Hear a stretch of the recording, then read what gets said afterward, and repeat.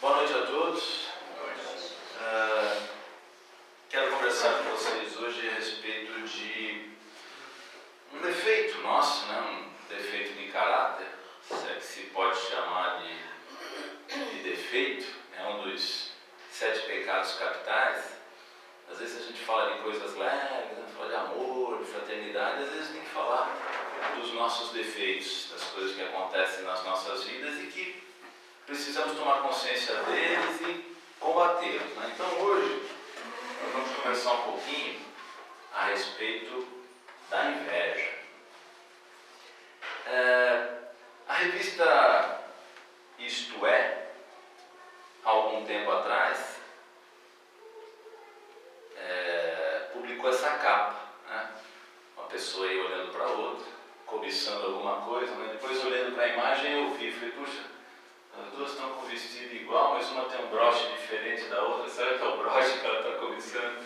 A gente não sabe ao certo. Mas o que diz essa reportagem, né? Inveja. A pesquisa mostra como esse sentimento é processado no cérebro e as melhores maneiras de domá-lo. Assim, em relação à parte científica, tem uma questão que eu achei bem interessante. Vejam vocês. Pesquisadores descobriram que a inveja, isso depois de coletar situações de inveja, imagens de várias pessoas e depois fazer um escaneamento com algumas tecnologias de imagem cerebral, descobriram que o sentimento da inveja, ele se destaca e ele dá um sinal no nosso cérebro, quando a gente sente a tal da inveja, exatamente no mesmo lugar onde a dor física é percebida por nós, né? Então vejam só que sentimento complicado, né? Um sentimento relacionado com uma área cerebral nossa ligada diretamente à dor física. Então vejam só que tipo de avaria faz dentro da gente, né? Bom, pesquisa já disse, já falei um pouquinho dela. Interessante que nessa reportagem várias pessoas dão depoimentos, muitas, né? E isso é curioso, né? Porque a inveja, como diz a psicologia, é uma daquelas situações que ninguém gosta de exprimir, ninguém gosta de falar. A psicologia diz que é uma das nossas sombras, né? Sombras são aquelas coisas que a gente não quer olhar, são coisas que estão escondidinhas ali atrás e é melhor eu não olhar para que eu não tome contato com elas e não tenha que mexer com elas. E às vezes a gente sente inveja, já sentiu, não sentiu, eu não sinto, enfim, as pessoas vão pensar a respeito disso, mas eu achei interessante que várias pessoas deram depoimento nessa reportagem. Um deles, um ator aí de 46 anos, ele era um ator e ator de teatro, e ele dizia que a inveja dele se manifestava em diversos momentos, né, na atuação dos colegas, quando os colegas colocavam um determinado vestuário, ele até cita, né? Uma vez um camarada botou uma determinada roupa e eu olhei e falei, nossa, como aquela roupa ficou bonita nele, né? E aí olhou para ele mesmo e falou, puxa, ficou tão bonita nele, mas em mim não ficaria bonita. Então, são dois sentimentos ruins, né? Cobiçando aquilo que o outro tem, achou bonito, achou bacana, e achou de repente que se ele usasse aquela mesma roupa não serviria para ele. Então ainda tinha um complexo de inferioridade, né? Então a inveja às vezes ela anda, e os ciúmes ela anda junto com essa questão da gente estar diminuto, da gente estar inferior, da gente achar que o outro é melhor de alguma forma. Bom, vamos lá. Quando a gente fala em inveja, a gente sempre imagina que é um cara que está muito bem e um cara que está muito mal, né? Então aquele que está mal está olhando para aquele que está bem e está cobiçando de alguma forma. A história mostra que não é nada disso. Que existiram várias personalidades, né? Personalidades fortes na arte, na ciência, e que tinham inveja daqueles que eram seus pares nas mesmas atividades e às vezes não eram tão brilhantes como, às vezes até eram mais, né? Então a gente pega como exemplo o Wolfgang Amadeus Mozart, né? O grande compositor que era jovem. Quem teve a oportunidade de assistir o filme do Mozart, lembra que quem narra o filme inteirinho é o Salieri, esse camarada aqui, que era um outro músico muito competente, só que era mais velho que Mozart, e e não se conformava com a genialidade dele. Então ele passa o filme inteiro falando da genialidade do Mozart com muita raiva, né? Com muito desgosto, e mesmo depois que Mozart desencarna, ele continua ainda sentindo inveja dele, né? Então a gente vê que a inveja é uma coisa que não é só entre os vivos, pode ser de encarnado para desencarnado também, e depois a gente vai ver que desencarnado está encarnado também.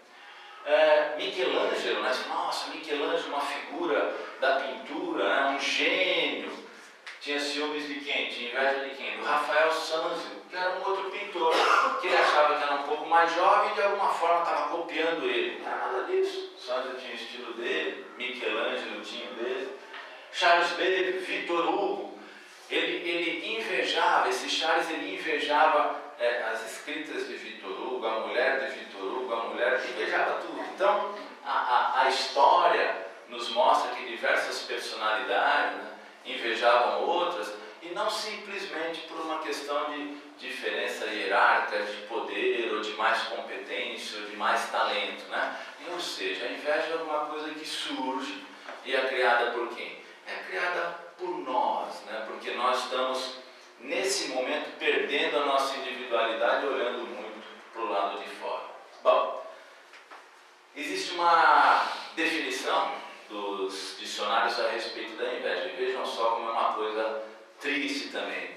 Ela diz assim: pesar ou desgosto pela felicidade do outro. Né? É muito triste, né? Você pensar que, poxa, vou ficar triste pela felicidade do outro. Uma coisa totalmente anticristã, anti aquilo que a gente aprende.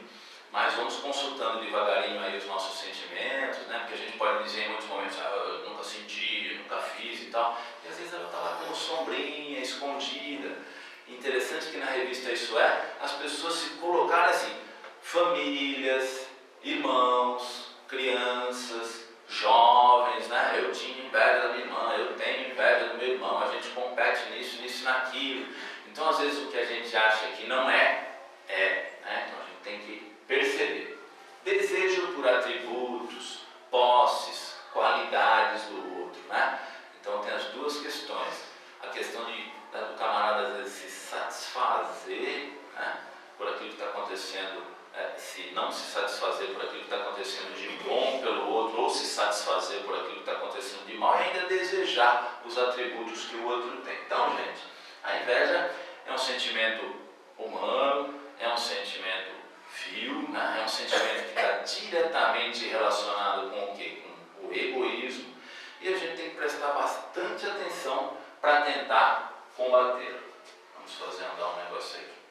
Tá? Aí vou contar uma historinha para vocês. Vou contar acho que umas 3 fabulazinhas hoje. Elas são assim meio trágicas, mas elas exemplificam bem a questão da inveja. Uma delas é essa do mágico chinês que morava numa montanha e numa noite ele recebeu um viajante. Esse viajante passou a noite com ele, jantou, passaram um dia juntos, o mágico mostrou a região para ele, e no dia seguinte esse viajante ia embora e o mágico resolveu dar um presente para ele. O mágico pegou uma pedrinha pequenininha, colocou o dedo e a pedrinha se transformou em ouro, né? E ele ia entregar para o camarada falou: não quero mais. O mágico pegou uma pedra maior, colocou o dedo e a pedra se transformou em ouro. Tá bom para você? Disse: não, eu quero mais. O mágico apontou com o dedo para uma pedra gigante, o camarada não teria nem condição de carregar. E essa, tá boa? E o camarada falou: não. Puxa, mas o que você quer? Eu quero o seu dedo. Então, as pessoas nunca estão satisfeitas, nunca estão contentes com o que elas podem ganhar, com o que elas têm, com aquilo que elas carregam, né? Estão sempre de olho no outro, no que o outro tem, não só no que o outro pode dar, como essa historinha do mágico, né? Mas no que o outro tem mesmo, de verdade. O Evangelho segundo o Espiritismo, no seu capítulo 5, é muito feliz quando fala a respeito dos tormentos voluntários. O que são os tormentos voluntários? São coisas ruins que nós criamos para quem? Para nós mesmos, né? A gente que se atormenta, a gente que cria. E nesse momento o Evangelho fala sobre a inveja.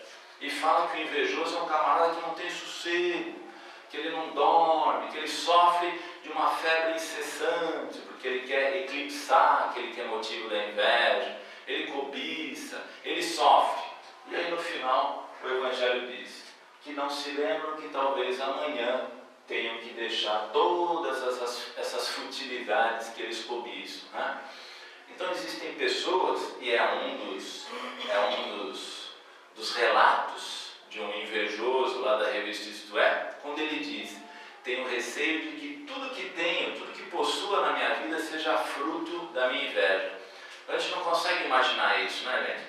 A pessoa perde completamente a referência dela e fica sempre buscando coisas à medida das coisas que o outro tem. Então o outro compra isso, eu compro um parecido ou igual, ou melhor. O outro vai atrás daquilo, eu vou um parecido ou igual. Até a namorada tem que ser meio parecida, ou então mais bonita, ou então tentar roubar a namorada. Então às vezes a pessoa está levando uma vida totalmente voltada para fora, né? Não voltada para dentro, para si, para os seus defeitos, para as suas virtudes, e acaba esquecendo tudo isso. Fábula da fada, tem mais uma fabulinha aí. Essa aí diz o seguinte: um homem muito invejoso encontrou uma fada um dia. E a fada falou: você pode pedir algo, e vai ser um desejo só. Só que tem um detalhe: tudo aquilo que você pedir vai ser dado em dobro para esse teu companheiro de viagem que está aí do teu lado. O camarada parou, pensou, falou: bom, então eu quero que você me tire um olho. Então vejam só, né? É a inveja e a maldade, né? Além de você falar, me tira um olho, porque o outro vai ficar sem os dois, né? Vai ter em dobro. Então, além de você não querer que o outro prossiga na sua vida, você ainda deseja algo de ruim. Então, quando a gente comenta aqui, às vezes, gente, muito cuidado, né, com os nossos pensamentos, de perdão, né, de não desejar o mal, porque vingança, eu não penso em me vingar, eu não penso, mas às vezes a gente está desejando alguma coisa. E esses pensamentos, eles tomam forma, eles têm força, né, eles se plasmam, e as coisas às vezes, de fato, passam a acontecer, né? Então, esse tipo de desejo é um desejo complicado, né, que vem junto com a maldade. Lá na pergunta 902 do Livro dos Espíritos, Kardec pergunta: será reprovável que cobicemos a riqueza quando nos anime o desejo de fazer o bem, né? Um dos objetos de cobiça, de inveja, normalmente são os bens materiais, né? E as pessoas vivem dizendo por aí: se eu ganhar na loteria, né? Se eu tiver dinheiro, se eu ganhar e tiver uma condição, eu vou montar uma creche, vou dar dinheiro para cartas, vou construir um hospital, né? E aí o Evangelho responde, aliás, o Livro dos Espíritos e os Espíritos respondem com muita propriedade, né? Que se de fato o objeto do teu pedido, que é ter dinheiro, for fazer o bem, isso é muito difícil, pois primeiramente nós pensamos em nós, porque somos egoístas, né? Então, depois de eu comprar o meu apartamento de luxo, o meu carro, encher bem os meus cofres, aí sim eu vou pensar no Caritas, no hospital, né, na creche. Então, as pessoas se utilizam, né, dessa barganha, dessa conversa: se eu fosse, se eu tivesse, se eu conseguisse, eu ia fazer. A gente tem que entender que tem muita coisa que a gente possa fazer sem ter dinheiro, né? Muitas pessoas que a gente pode ajudar, muito ouvido que a gente pode dar, muita palavra que a gente pode dar, muita atenção, muito tempo, muita dedicação, muito trabalho do nosso próprio trabalho material. Isso não significa ter dinheiro, né? Então não vou ficar com aquela história: quando eu me aposentar, aí eu vou fazer algum trabalho voluntário. O dia que eu tiver mais dinheiro, aí eu vou ajudar. Então são desculpas, né, que a gente vai arrastando pela vida e a vida vai arrastando a gente. Até o dia que a gente não volta mais para essa vida e fica para lá. E aí a gente fica com quem? A gente fica com a nossa consciência, né, pesada. Puxa, podia ter feito e não fiz. A gente precisa refletir. Miramês diz que a gente deve desejar o quê? Ele diz que a gente deve desejar luz espiritual, caridade sem pedir nada em troca, a possibilidade de perdoar, porque ele diz que isso é verdadeiramente força para o coração. Esses desejos dão força para o coração. Então a gente tem que desejar coisas que realmente vão nos fortalecer, vão nos melhorar, vão nos preparar até para não ter inveja, para não ter ciúmes, né? Para que esses sentimentos ruins possam passar distantes de nós. Então, gente, esse tópico eu acho bem importante, né? Eu estava falando que as pessoas que têm inveja, que cobiçam, que olham muito para aquilo que é do outro, elas estão com uma visão totalmente distorcida, tanto do outro como de si. Por que do outro, né? O próprio Evangelho diz, quando você vê uma pessoa muito bem arrumada, muito bem trajada, né? Muito bem posto na vida, você acha que esse homem está numa situação excelente, mas ele pode estar enfrentando dificuldades terríveis que você não poderia vencer. Quando você vê a moça muito bem arrumada, saindo, e você já logo julga, ela pode ter problemas terríveis também, está indo ganhar o pão, porque se veste daquela forma. Então, às vezes, a gente imagina que o outro está numa situação de alegria, de felicidade, de contemplação, aqui nesse planeta de provas e expiações, que é muito difícil, né? Acha que o outro está ali sublimando e a gente quer estar naquela posição. Então, começa daí. A gente olha para o outro e tem uma visão totalmente equivocada do outro. Tá?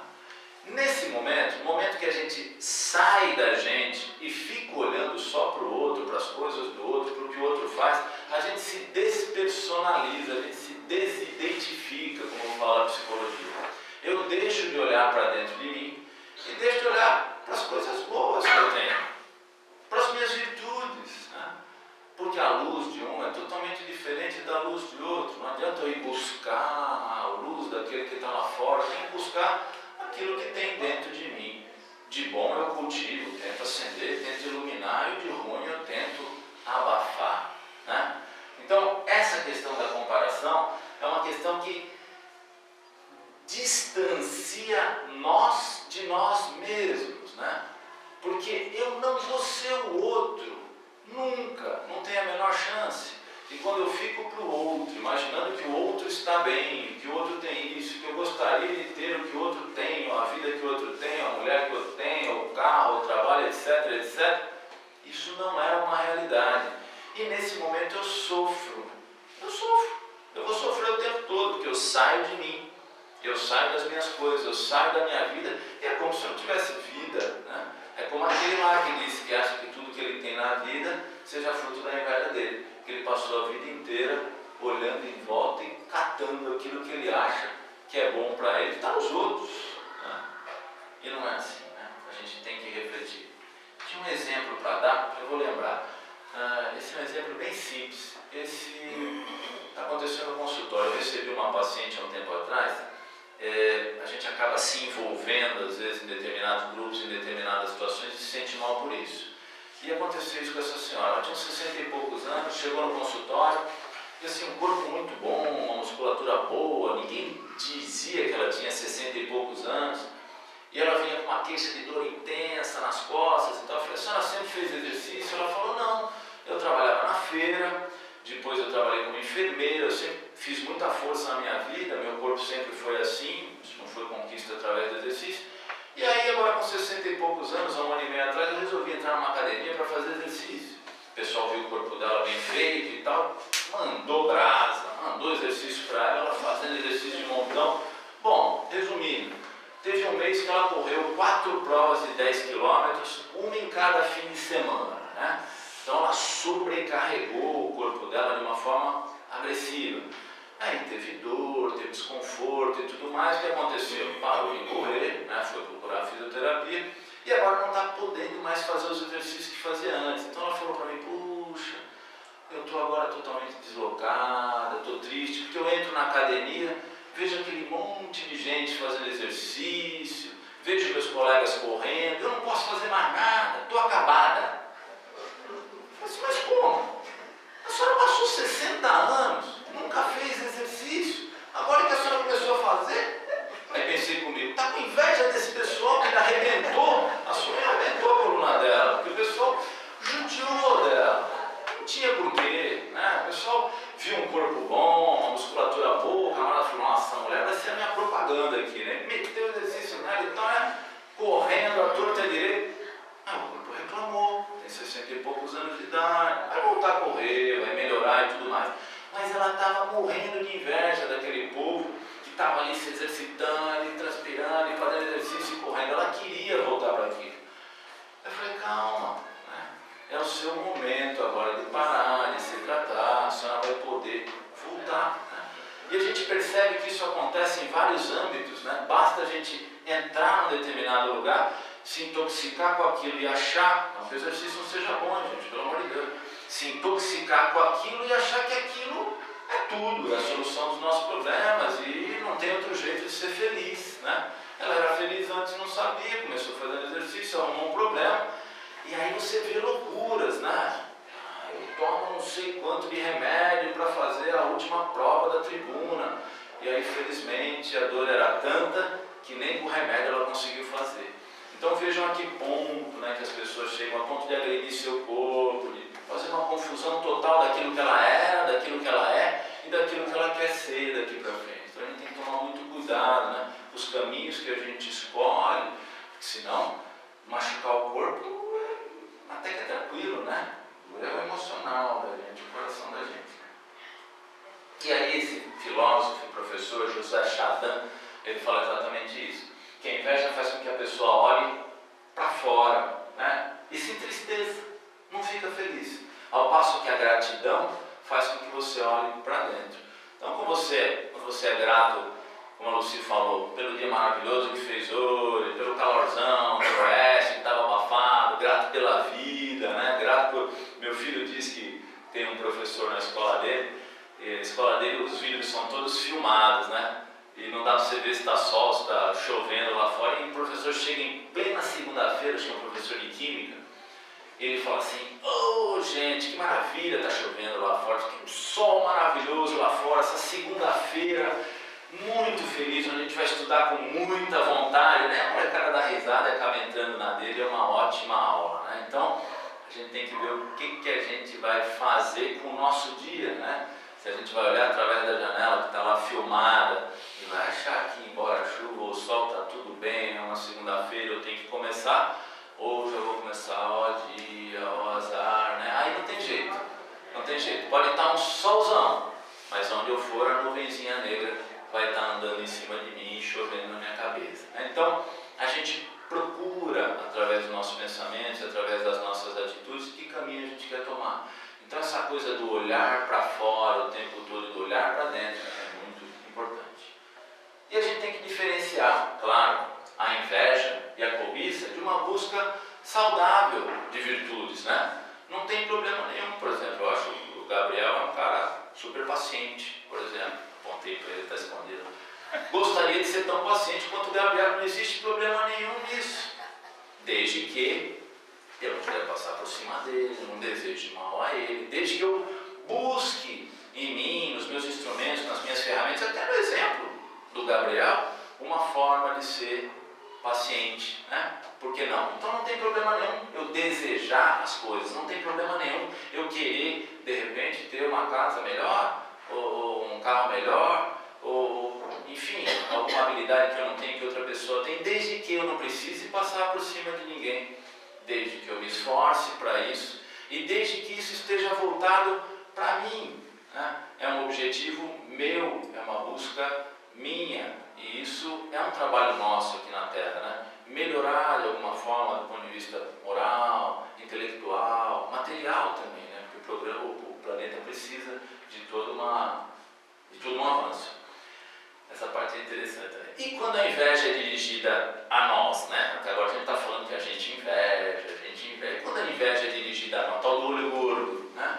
Acontece? Claro que acontece. Quando a inveja é dirigida a nós é complicado, porque tem um ditado que diz, não grite a sua felicidade muito alta, porque a inveja tem sono leve, né?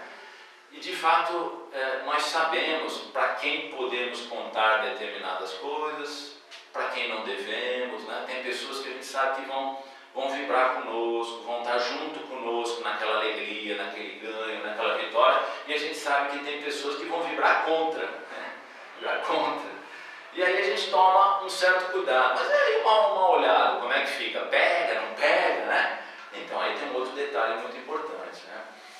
Quando a gente vai contar também os nossos feitos, nossos ganhos, né, nossas vitórias, a gente precisa ver de que forma que a gente faz isso, né? E para quem que a gente faz isso, com que intenção.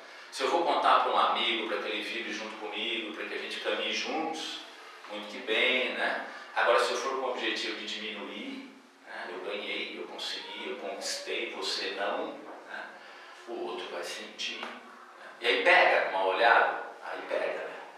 Pega porque você já agiu mal, né? E o outro está no seu direito também de agir mal. E aí as energias vão se fundir, se misturar, né? Agora, se eu vou lá e conto com humildade, porque me perguntaram, ou mesmo porque eu resolvi falar, e alguns ficam felizes, outros não, enfim, isso vai variar, né? Não tem problema nenhum, né? Eu simplesmente contei, estou tranquilo, não estou me vangloriando daquilo, nem estou pisando, nem estou humilhando ninguém. Aí não pega, aí pode ter orgulho, não vai pegar, porque a sintonia é outra, a sintonia vibratória é outra, né? A inveja e o ciúme, eles se aproximam muito, né? Pela qualidade, né? Qualidade, nós chamamos de qualidade, pela inferioridade do sentimento. A inveja, ela está diretamente ligada ao egoísmo, e o ciúme está diretamente ligado ao orgulho, né? Então, invejoso é aquele cara que quer ter, e o ciumento é aquele cara que acha que é dono, né? Sou dono. E aí, a gente sabe que muitos relacionamentos, falando um pouquinho dos relacionamentos, terminam por conta de ciúmes. E a gente tem um dado alarmante aqui, horrível: 10 mulheres morrem por dia no Brasil, 5 delas por violência doméstica, ciúmes, o marido mata, né? Então é um dado estarrecedor, mas é real, né? É real. E a gente tem que entender que ninguém é dono de ninguém, e o ciúmes, ele passa por aí.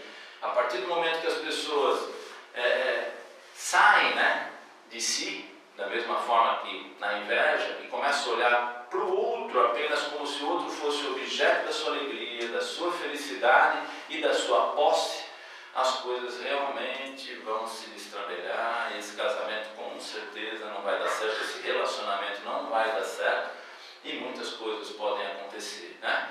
O ciúmes, ele tem vários âmbitos, não só dentro do âmbito afetivo, mas ele alcança diversas escalas também, e através desse orgulho, né, que ele carrega, ele faz um estrago danado.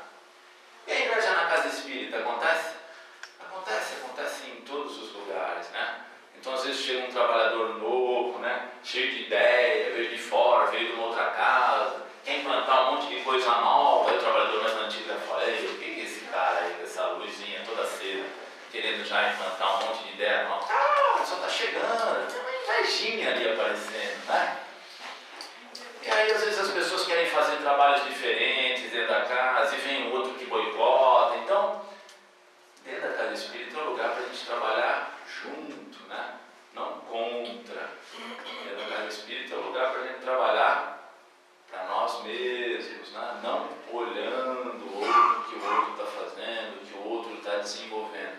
É bom para que a gente se espelhe nas pessoas que estão dentro da casa, para que a gente se espelhe nelas, para buscar aqueles atributos que elas têm de bom, e que a gente quer para nós, né? E que pode ser que demore uma existência inteira e a gente não consiga. Vamos partir para outra. E a inveja dos desencarnados? Tem também, né?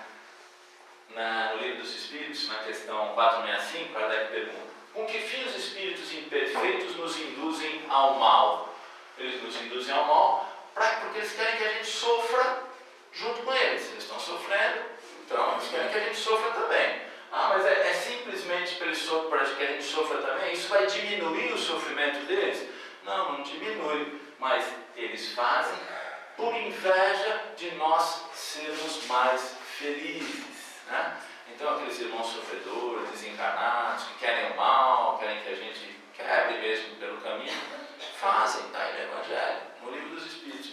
Em muitos momentos eles nos induzem ao mal por ciúmes, por inveja, porque eles acham que nós aqui encarnados, esquecidos de tudo, né, estamos muito mais felizes do que eles. Mas nós vamos ter os nossos momentos também de passar para o lado de lá, passar para a erradicidade e tomar consciência de tudo aquilo que a gente fez.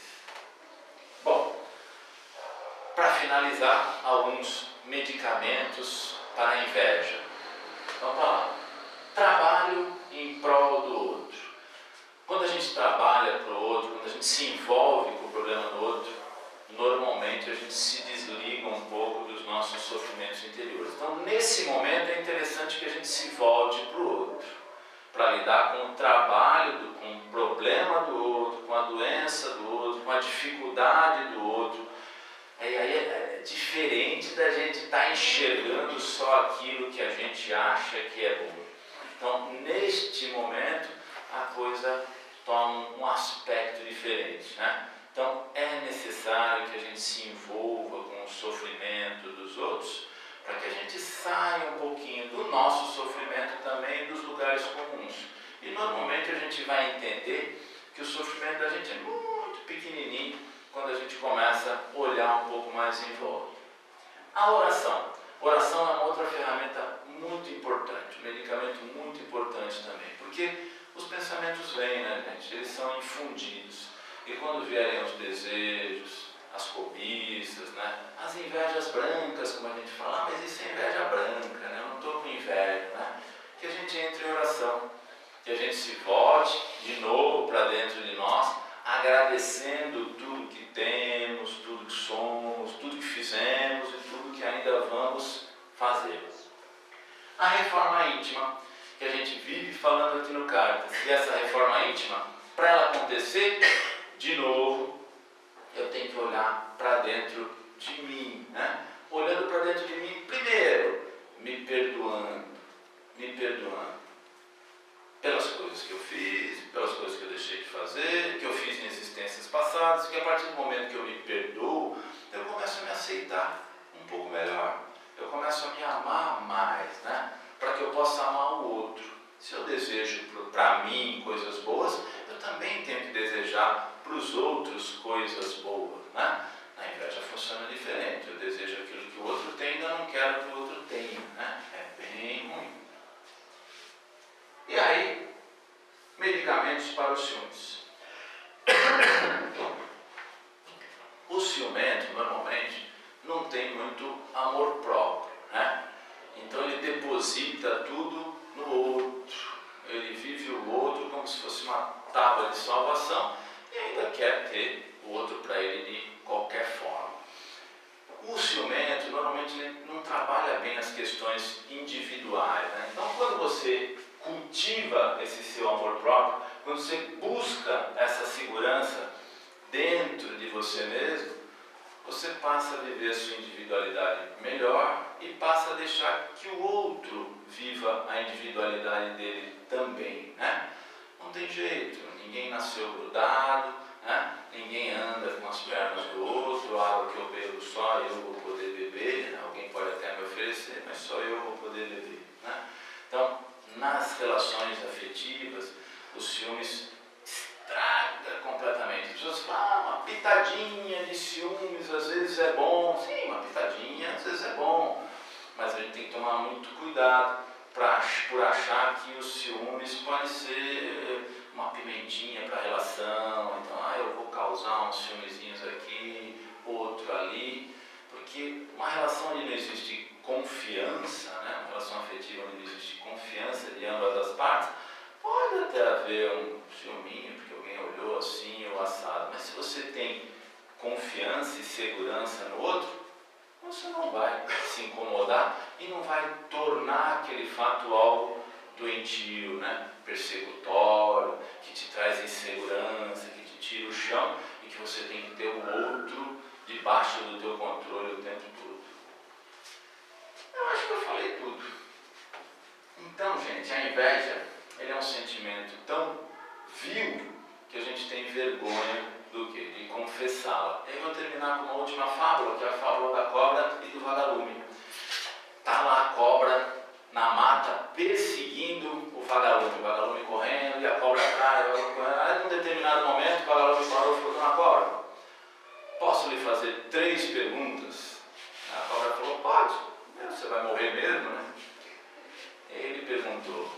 parte da sua cadeia alimentar? Ela falou, não. Eu lhe fiz algo? Ah, não. Então por que a senhora quer me comer? É porque você brilha.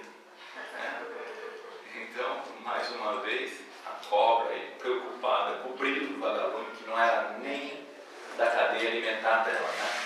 Então que a gente possa prestar atenção no nosso brilho interior, que cada um de nós tem o seu, que a missão nossa é pequena ou é grande, a gente não pode avaliar, a gente não sabe a verdadeira importância, a gente veio para cá comprometido a fazer diversas coisas e acha às vezes que a nossa missão é pequenininha, mas às vezes ela tem uma dimensão muito maior, envolvida às vezes em muita luz, né?